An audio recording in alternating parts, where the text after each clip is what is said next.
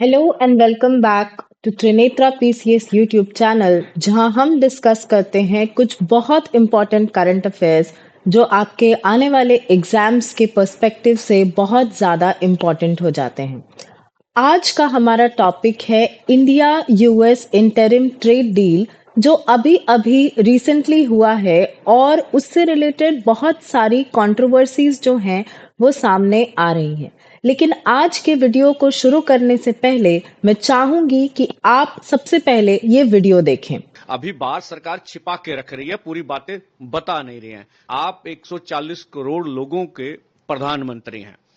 आपको जो भी आपने समझौता किया देश के समक्ष सारी बात रखनी चाहिए। कह लीजिए भी एग्रीकल्चर सेक्टर पर जो है वो इसका कारपोरेट का कब्जा हो जाएगा। किसान मजदूर मोर्चा भार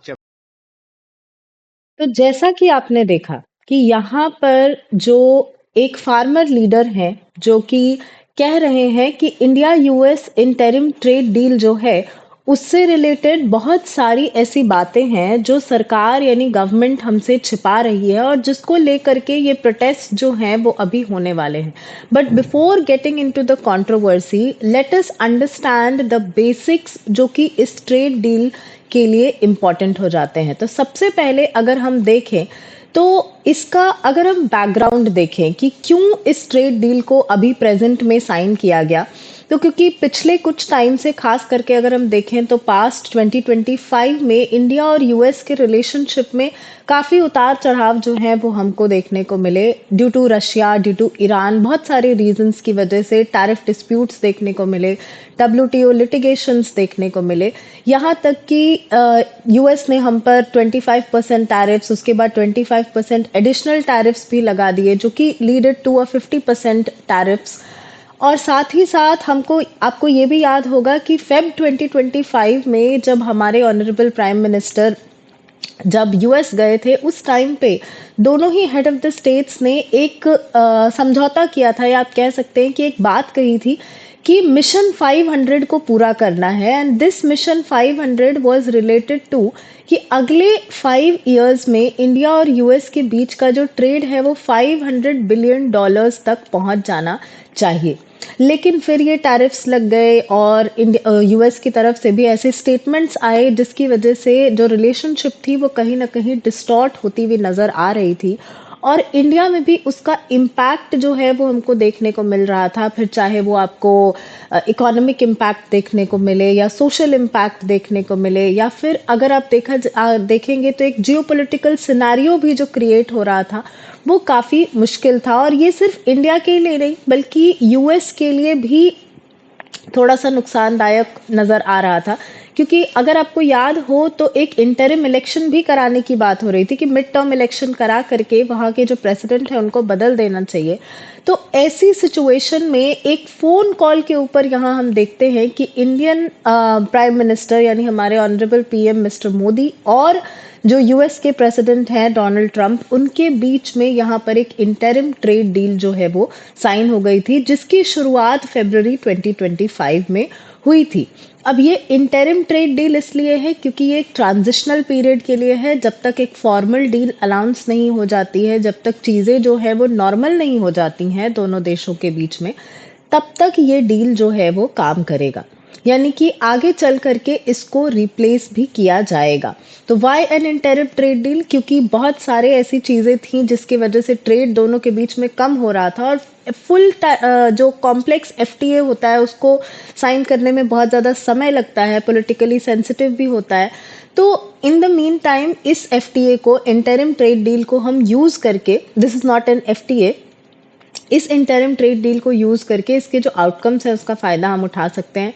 दूसरी चीज कि ग्लोबली हम देख रहे हैं अनसर्टेनिटी चल रही है, फिर चाहे वो रशिया यूक्रेन वॉर हो, इसराइल हमास वॉर हो, ईरान का जो सिविल सिचुएशन है वो इतना ज़्यादा ख़राब है। आप नामीबिया में देख सकते हैं, नाइजीरिया में देख सकते हैं, साउथ सुडान में देख सकते हैं कि तरह तरीके की जो क्राइसिस हैं वो हमको देखने को मिल रही हैं। तो डी रिस्किंग की बहुत ज़्यादा ज़रूरत थी और सप्लाई चेन्स को डाइवर्सिफाई करने की ज़रूरत थी, खास करके जब हम चाइना +1 स्ट्रैटेजी की बात करते हैं तब। इसके अलावा हमारे जो एक्सपोर्टर्स हैं, उनको किसी तरीके का नुकसान ना हो, उसके लिए उनको एक प्रेडिक्टेबिलिटी भी प्रोवाइड करनी थी, वरना वो जो है वो इन्वेस्ट करने से कतरा रहे थे। तो प्लानिंग और इन्वेस्टमेंट को सिक्योर करने के लिए भी ये ज़रूरी था। एंड लास्टली हमारे स्ट्रेटेजिक अलाइनमेंट, क्योंकि इंडिया और यूएस की रिलेशनशिप को 21st सेंचुरी का डिफाइनिंग रिलेशनशिप कहा जाता है। कई बार हमारे पीएम जो है उन्होंने कहा है कि we have moved beyond the hesitations of history, यानी हम कोल्ड वॉर एरा में जो दोनों कंट्रीज के बीच में मिसट्रस्ट था, उससे परे आकर के अब हम एक दूसरे के साथ कोलैबोरेट करना शुरू कर चुके हैं। तो ये डील हमारे लिए बहुत ज़्यादा इम्पॉर्टेंट हो जाती है। नेक्स्ट हम देखते हैं कि अगर हम इस डील के नेचर की बात करें और स्कोप की बात करें, तो ये डील सेक्टर स्पेसिफिक है, यानी कुछ पर्टिकुलर सेक्टर्स पे फोकस करता है, फेज्ड है और नॉन बाइंडिंग है, यानी इसको फेजेस में इम्प्लीमेंट किया जाएगा। और ऐसा नहीं है कि इसको इम्प्लीमेंट करना ज़रूरी ही है। अगर किसी कंट्री को, चाहे वो इंडिया हो या यूएस, दोनों में से किसी को भी ऐसा लगता है कि नहीं ये जो है ये हमारे लिए सही नहीं है इस डील को इम्प्लीमेंट करना, और इस पॉइंट को हमारे लिए मार्क करना बहुत ज़्यादा ज़रूरी हो जाता है, specially after looking at the concerns जो यहाँ पर सामने आ रहे हैं। नेक्स्ट ये डायलॉग फोकस्ड है कि जो दोनों कंट्रीज के बीच का डायलॉग मैकेनिज्म है वो रुकेगा नहीं। एक फुल टाइम एफटीए जो कॉम्प्लेक्स एफटीए होता है, वहां तक पहुंचने के लिए अभी भी हमारा डायलॉग जो है वो चलता रहेगा, हमारी बातचीत उनके साथ चलती रहेगी। लास्टली ये एक ट्रांजिशनल पीरियड के लिए है कि फुल कंप्लीट इसी पे रिलाई नहीं करना है, ये ट्रांजिशनल पीरियड के लिए है, आगे चल करके हमको इसको रिप्लेस भी करना होगा। तो this interim deal is deliberately sector specific and limited in scope, जो कि टैरिफ रैशनलाइजेशन पे फोकस करता है, फैसिलिटेशन मेजर्स पे फोकस करता है और डायलॉग मैकेनिज्म्स पे फोकस करता है, ताकि जो फ्लेक्सिबिलिटी है गवर्नमेंट के पास और हमारा जो डोमेस्टिक पॉलिसी स्पेस है, ना सिर्फ हमारा बल्कि उनका भी जो डोमेस्टिक पॉलिसी स्पेस है, दोनों सेफ रहे फ्यूचर एडजस्टमेंट्स के लिए, खास करके जब हम अपने सेंसिटिव सेक्टर्स को प्रोटेक्ट करने की बात करते हैं तब। जैसे कि आपने देखा होगा कि हमारे जो इंडस्ट्री मिनिस्टर हैं मिस्टर पीयूष गोयल सर, उन्होंने भी कहा है कि हमने इस बात का ध्यान रखा है कि जो भी सेंसिटिव सेक्टर्स हैं, जैसे पोल्ट्री हो गया, हमारा डेयरी हो गया, सर्टेन फ्रूट्स हो गए जो कि इंडिया में बहुत ज़्यादा अमाउंट में प्रोड्यूस होते हैं, जैसे बनाना हो गया, लीची हो गया, मैंगोज हो गए, वो हम वहाँ से इंपोर्ट नहीं करेंगे, पल्सेस हो गए, राइस हो गया, वीट हो गया, वो हम वहाँ से इंपोर्ट नहीं करेंगे। But still there are concerns, जिसकी वजह से हम देखते हैं कि फार्मर्स जो है वो इसको लेकर के उतने ज़्यादा पॉजिटिव नहीं है। बट इससे पहले हम देखते हैं कि इंडिया की तरफ से क्या कमिटमेंट्स किए गए हैं। तो सबसे पहले इंडिया ने बोला है स्ट्रेटेजिक रिडक्शन और elimination of tariffs on select US agricultural and industrial products, primarily focusing on processed items, कि मोस्टली हम प्रोसेस्ड आइटम्स पे फोकस करेंगे, यानी रॉ मटेरियल्स जो है उस पे हम अभी भी टैरिफ्स जो हैं उस पे रिडक्शन या एलिमिनेशन नहीं करेंगे, मैक्सिमम रॉ मटेरियल्स, क्योंकि यहाँ हमारा फोकस जो है वो प्रोसेस्ड आइटम्स पे होगा। Next, it is carefully balanced with the inclusion of safeguards and review clauses to protect the sensitive domestic sectors, ताकि हमारे जो सेंसिटिव सेक्टर्स हैं उनको किसी तरीके का कोई नुकसान ना हो। This approach signals India's evolving stance from a purely defensive trade posture to calibrated liberalization. जैसे पहले हम कहते थे कि नहीं, हम अपना मार्केट जो है वो बिल्कुल ही आपके प्रोडक्ट्स के लिए ओपन नहीं कर सकते हैं, which was the pain point between India and the US during a trade deal. तो इस चीज़ पे हमने अपना जो पॉस्चर है उसको थोड़ा ढीला किया है और हमने बोला है कि ठीक है, हम कैलिब्रेटेड लिबरलाइजेशन करेंगे। ऑन द अदर हैंड अगर हम देखें कि यूएस की तरफ से हमको क्या कमिटमेंट्स मिले हैं, तो सबसे पहले तो उन्होंने जो 50% यानी 25 + 25% का जो टैरिफ लगाया था उसको उन्होंने रिड्यूस करने की बात बोली है टू 18%। अब सवाल ये आता है कि 18% भी कोई कम नहीं है, but when you look at the global scenario, तो इवन उनके जो बहुत अच्छे पार्टनर्स हैं, ट्रेडिंग पार्टनर्स या उनके एलाइज हैं, जैसे जापान हो गया, ऑस्ट्रेलिया हो गया, कनाडा हो गया, उन पर भी लगभग अगर देखा जाए तो 15 to 20% के ही रेंज में टैरिफ्स जो हैं वो लगे हैं। तो we have the competitive edge, हमको यहाँ पर किसी तरीके का कोई नुकसान जो है वो देखने को नहीं मिल रहा है। ऑन द अदर हैंड अगर हम देखें कि किन सेक्टर्स पे टैरिफ कम किया गया है तो टेक्सटाइल्स एंड अपैरल्स पे, जो कि बहुत ज़्यादा इम्पॉर्टेंट है क्योंकि इंडिया का जो एमएसएमई सेक्टर है उसका इम्पोर्ट्स एक्सपोर्ट्स जो है वो यहाँ से होता है। टेक्सटाइल्स का एक्सपोर्ट्स हमारे लिए बहुत ज़्यादा ज़रूरी है, लेदर गुड्स और केमिकल्स एंड इंजीनियरिंग प्रोडक्ट्स। तो मोस्टली ये जो है ये इंडिया के लेबर इंटेंसिव सेक्टर्स हैं, यानी अगर इनका एक्सपोर्ट्स जो है वो बढ़ता है या अगर हम देखा जाए कि इन पे टैरिफ्स जो है वो कम होते हैं तो इनका एक्सपोर्ट्स बढ़ेगा। एक्सपोर्ट्स बढ़ाने के लिए इनका प्रोडक्शन बढ़ेगा, प्रोडक्शन जब बढ़ेगा तो जाहिर सी बात है कि हमारा जो एम्प्लॉयमेंट है वो जनरेट होगा। तो this initiative is expected to significantly benefit the labour intensive and the MSMEs sector in India. So the reduced tariffs aim to mitigate the uncertainty previously caused by the most favored nation and retaliatory tariffs, fostering a more stable and equitable trading environment. इसके अलावा इस interim trade deal में non tariff barriers के बारे में भी बात करी गई है। Non tariff barriers are like कुछ स्टैंडर्ड्स होते हैं, कुछ मेजर्स होते हैं, कुछ क्वालिटी चेक्स होते हैं जो आपको मीट करना पड़ता है अदर दैन द टैक्सेस और the duties that you pay. So these are known as non tariff barriers. So the agreement specifically targets non-tariff barriers like complex standards, protracted certification delays and cumbersome customs procedures, ताकि ज़्यादा से ज़्यादा जो trade है दोनों के बीच में वो स्मूथली फैसिलिटेट हो सके। दूसरी चीज़, हम रेगुलेटरी ट्रांसपेरेंसी के बारे में भी बात करते हैं कि both nations commit to enhancing regulatory transparency and establishing robust consultation mechanism, ताकि दोनों के रेगुलेशंस में ज़्यादा फर्क ना हो और इन चीज़ों को लेकर के फ्यूचर में कॉन्फ्लिक्ट ना हो। फिर हम डिजिटल ट्रेड के बारे में बात करते हैं कि जब पूरी दुनिया जो है वो डिजिटल गवर्नेंस की तरफ मूव कर रही है तो ट्रेड भी जो है उसमें भी हमको डिजिटल प्रिंसिपल्स जो है उनको फैसिलिटेट करना होगा। तो initial convergence has been achieved on principles of digital trade facilitation aiming to streamline electronic transactions and data exchange across borders. And lastly हम रेजिलिएंट सप्लाई चेन्स क्रिएट करने की कोशिश कर रहे हैं, जिसके बारे में मैंने पहले भी बात की कि ताकि हम चाइना या किसी भी एक कंट्री पे जो डिपेंडेंस है उसको कम कर सकें, इसलिए हम यहाँ पर एक रेजिलिएंट सप्लाई चेन बना रहे हैं ताकि हमको जो भी जियोपॉलिटिकल अनसर्टेनिटीज हैं उन सिचुएशंस में स्टेबिलिटी और कंटिन्यूटी, खास करके क्रिटिकल सेक्टर्स में जैसे सेमीकंडक्टर्स हो गया, जैसे इलेक्ट्रॉनिक्स हो गया, जैसे हमारा अगर देखें मेडिसिन या फार्माकोलॉजी हो गया, उन सब सेक्टर्स में हमारा जो स्टेबिलिटी है वो बरकरार रहे। अब बात करते हैं इसके सिग्निफिकेंस की, जो आपके मेंस के लिए बहुत ज़्यादा इम्पॉर्टेंट हो जाता है।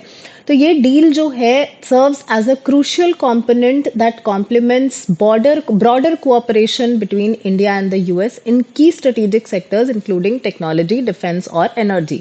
डिफेंस में हम पहले भी कोऑपरेट कर रहे थे, अब हम टेक्नोलॉजी और एनर्जी जो है उस पे भी फोकस करेंगे। And it plays a pivotal role in supporting the diversification of global value chains away from China, क्योंकि खास करके हमने देखा है कि US sees India as an alternative अगर चाइना की बात होती है तो। चाइना क्योंकि मैक्सिमम सेक्टर्स में डोमिनेंट प्रोड्यूसर, डोमिनेंट एक्सपोर्टर का काम करता है, तो वैसे सिचुएशंस में इंडिया बहुत ज़्यादा इम्पॉर्टेंट हो जाता है, खास करके अगर हम एक स्टेबल इंडो पैसिफिक रीजन की बात करते हैं तो। अगर आप इस रीजन को देखें तो इंडियन ओशन और पैसिफिक रीजन के अराउंड जो भी कंट्रीज हैं that is known as the Indo Pacific region, तो इसके इकोनॉमिक स्टेबिलिटी के लिए, इसके स्ट्रेटेजिक स्टेबिलिटी के लिए इंडिया जो है वो बहुत ज़्यादा इम्पॉर्टेंट हो जाता है।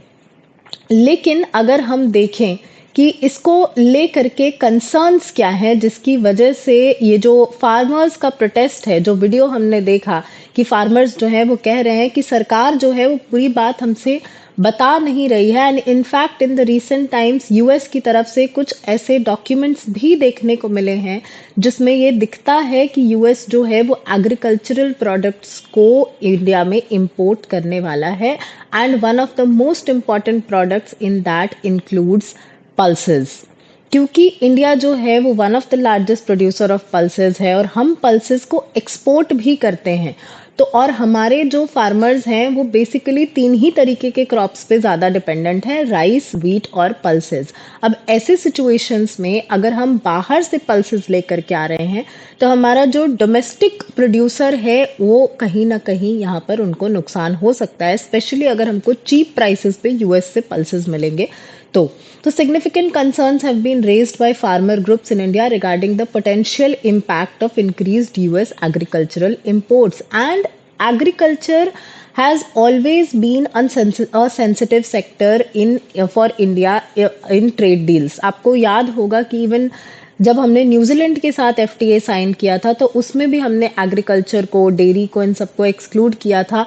और ये जो सिचुएशन थी न्यूजीलैंड के साथ एफटीए वाली, क्योंकि हमने एग्रीकल्चर को एक्सक्लूड किया था, तो उनके जो फॉरेन मिनिस्टर थे, जिस शाम डील साइन हुई थी उसी शाम को उन्होंने कह दिया था कि ये डील बहुत अनफेयर है क्योंकि इससे न्यूजीलैंड को कोई फायदा नहीं हो रहा है, क्योंकि एग्रीकल्चर न्यूजीलैंड के लिए भी बहुत ज़्यादा इंपॉर्टेंट था क्योंकि वो एग्रीकल्चरल प्रोडक्ट्स को एक्सपोर्ट करते हैं। बट हमने एग्रीकल्चर को उनके लिए भी ओपन नहीं किया, हमने एग्रीकल्चर को यूके के लिए ओपन नहीं किया, ईयू के लिए ओपन नहीं किया। जो रिसेंटली 27 जनवरी को जो हमने देखा कि ईयू की प्रेसिडेंट जो आई हुई थी इंडिया, उन्होंने जब बोला कि हमने मदर ऑफ ऑल डील्स जो है वो इंडिया के साथ साइन किया है, तब भी हमने एग्रीकल्चर जो है उसको ओपन नहीं किया। और यहाँ जब हम यूएस के साथ अपने एग्रीकल्चरल सेक्टर को ओपन कर रहे हैं तो कहीं ना कहीं जिस स्ट्रेटेजिक ऑटोनॉमी की हम बात करते हैं कि हम अपने टर्म्स एंड कंडीशंस जो हैं वो चेंज नहीं करेंगे किसी भी कंट्री के दबाव में आकर, वो हमको खतरे में नज़र आता है। तो imports could exert pressure on domestic prices and adversely affect the livelihoods of local farmers, क्योंकि cheap imports आएंगे, क्योंकि उनके पास जो है इकोनॉमीज ऑफ स्केल है, वो बहुत बड़े लैंड पे चीज़ों को प्रोड्यूस करते हैं, तो उनका प्राइस जो है, कॉस्ट ऑफ प्रोडक्शन कम होता है। और उसके बाद हम टैरिफ लिबरलाइजेशन कर देंगे, मार्केट हमने ओपन कर दिया, तो बहुत चीप इंपोर्ट्स जो है वो मार्केट में आ जाएंगे और उससे हमारा जो डोमेस्टिक प्रोड्यूस है उसको कोई खरीदेगा नहीं, क्योंकि कंज्यूमर ये नहीं देखेगा कि ये दाल आप यूएस से लेकर के आए हैं या ये दाल जो है आप इंडिया में प्रोड्यूस कर रहे हैं। मेरे पॉकेट में जो चीज़ मेरे पॉकेट को सस्ती पड़ेगी और क्वालिटी भी अच्छी मिलेगी, तो I would prefer that. Government क्या कहती है इस बारे में? तो गवर्नमेंट कहती है कि ये एक लिमिटेड और इंटरिम ट्रेड डील है, फुल स्केल लिबरलाइजेशन नहीं है, सेफ गार्ड बेस्ड है। गवर्नमेंट का कहना है कि हर एक सेंसिटिव सेक्टर को यहाँ पर सेफ गार्ड दिया गया है, पोल्ट्री को ओपन नहीं किया गया है, डेयरी सेक्टर को ओपन नहीं किया गया और एग्रीकल्चर को भी बहुत लिमिटेडली ओपन किया गया है। ऐसा नहीं है कि एग्रीकल्चर पूरे तरीके से ओपन हो गया है। गवर्नमेंट कहती है कि कोर एग्रीकल्चरल प्रोटेक्शंस जो हैं वो आज भी इंटैक्ट है, ताकि स्टेबिलिटी जो है वो डोमेस्टिक प्रोड्यूसर्स के लिए बनी रहे। अब देखने को ये होगा कि जब ये डील एक्चुअली में वर्क करने लगेगी, अभी तो ये अनाउंस हुआ है, अभी इसको इम्प्लीमेंट होने में, सारे फॉर्मेलिटीज़ जो हैं वो पूरे होने में थोड़ा टाइम लगेगा। उसके बाद हम देखेंगे कि एग्जैक्ट रियलिटी जो है इसकी वो क्या होती है। तो वे फॉरवर्ड क्या हो जाएगा हमारा? कभी भी एग्जाम में जब भी हम कोई इशू बेस्ड सिचुएशन की बात करते हैं कि फलाने फलाने इश्यूज पे हम बात कर रहे हैं, तो बिना वे फॉरवर्ड के ऐसी चीज़ों को हमें छोड़ना नहीं चाहिए। तो पहले तो हमको अपने एक्सपोर्ट प्रॉस्पेक्ट्स पे ध्यान देना होगा कि ऐसा ना हो कि इस ट्रेड डील का फ़ायदा जो है वो सिर्फ और सिर्फ यूएस को हो और इंडिया को नहीं। इंडिया को भी अपने एक्सपोर्ट्स को बढ़ाना होगा, ताकि ये जो हमारा, आपको याद होगा कि इंडिया और यूएस के बीच में जो ट्रेड है उसमें इंडिया हमेशा सरप्लस में रहा है और बैलेंस ऑफ पेमेंट इस मामले में इंडिया के फेवर में रहा है। तो इस बात का हमको ध्यान देना होगा कि ये चीज़ जो है वो बरकरार रहे। दूसरी चीज़, हमको कॉन्फिडेंस बिल्डिंग करनी होगी, खास करके इंडिया और यूएस की रिलेशनशिप क्योंकि प्रेजेंट में इतनी ज़्यादा कॉम्प्लिकेटेड हो गई है, तो कॉन्फिडेंस बिल्डिंग दोनों ही नेशंस की तरफ से ज़रूरी है और डोमेस्टिकली भी हमको कॉन्फिडेंस बिल्डिंग करनी होगी। हमको फार्मर्स को अश्योर करना होगा कि वो प्रोटेक्टेड रहेंगे। नेक्स्ट, हमको बैलेंस्ड लिबरलाइजेशन करना होगा। अपने इकोनॉमिक इंटरेस्ट को प्रोटेक्ट करने के लिए हम अपने डोमेस्टिक इंटरेस्ट जो है उसको कॉम्प्रोमाइज़ नहीं कर सकते हैं किसी के दबाव में आकर के। तो बैलेंस करना होगा ट्रेड लिबरलाइजेशन को with the imperative of maintaining domestic economic resilience. And lastly हमारा जो विकसित भारत का विजन है उस पर हमको ध्यान देना होगा कि ये जो डील है या इतने सारे एफटीएज जो हमने किए हैं, हमने ओमान के साथ एफटीए किया, हमने यूएई के साथ डिफेंस पार्टनरशिप करी है, हमने ईयू के साथ एफटीए किया, यूके के साथ, ऑस्ट्रेलिया के साथ और न जाने कितनी कंट्रीज के साथ हमने एफटीए किया है। ये सब अलाइन करता है विथ द गोल ऑफ विकसित भारत बाय 2047, यानी कि हमारे इंडिपेंडेंस के जब 100 साल पूरे होंगे तो हमको एक डेवलपिंग नहीं बल्कि एक डेवलप्ड देश कहलाना है। हमको उस लीग में जाना है जहां प्रेजेंट में यूएस, यूके, जर्मनी जैसी कंट्रीज जो हैं वो खड़ी हैं। और ये सिर्फ और सिर्फ अगर हम देखें तो इकोनॉमिक ग्रोथ से नहीं होगा, बल्कि इसके लिए हमको सोशल ग्रोथ पे फोकस करना होगा, हमको इन्वायरमेंटल ग्रोथ पे फोकस करना होगा, अगर हम देखें तो हमको टेक्नोलॉजिकल ग्रोथ पे फोकस करना होगा, पॉलिटिकल ग्रोथ पे भी हमें फोकस करनी होगी, जेंडर्ड डेवलपमेंट पे हमें फोकस करना होगा। बेसिकली सबका साथ सबका विकास जो गवर्नमेंट का नारा है, दैट इज अबाउट विकसित भारत बाय 2047, क्योंकि ये सबका साथ सबका विकास is none other than inclusive growth. और यही इंक्लूसिव ग्रोथ है जिसके बारे में सस्टेनेबल डेवलपमेंट भी बात करता है। और अगर हमें सस्टेनेबल डेवलपमेंट गोल्स को अचीव करना है तो विकसित भारत या डेवलप्ड इंडिया का जो विजन है वो हमारे डोमेस्टिक गोल्स के साथ भी अलाइन होना चाहिए। So that's it for this video. अगर आपको इस वीडियो का पीडीएफ चाहिए, इस डॉक्यूमेंट का पीडीएफ चाहिए, तो उसको जा करके आप हमारे टेलीग्राम चैनल से डाउनलोड कर सकते हैं, जिसका लिंक आपको नीचे डिस्क्रिप्शन में मिल जाएगा। ऐसे और वीडियोस के लिए चैनल को सब्सक्राइब करें और त्रिनेत्रा पीसीएस को देखते रहें। Thank you.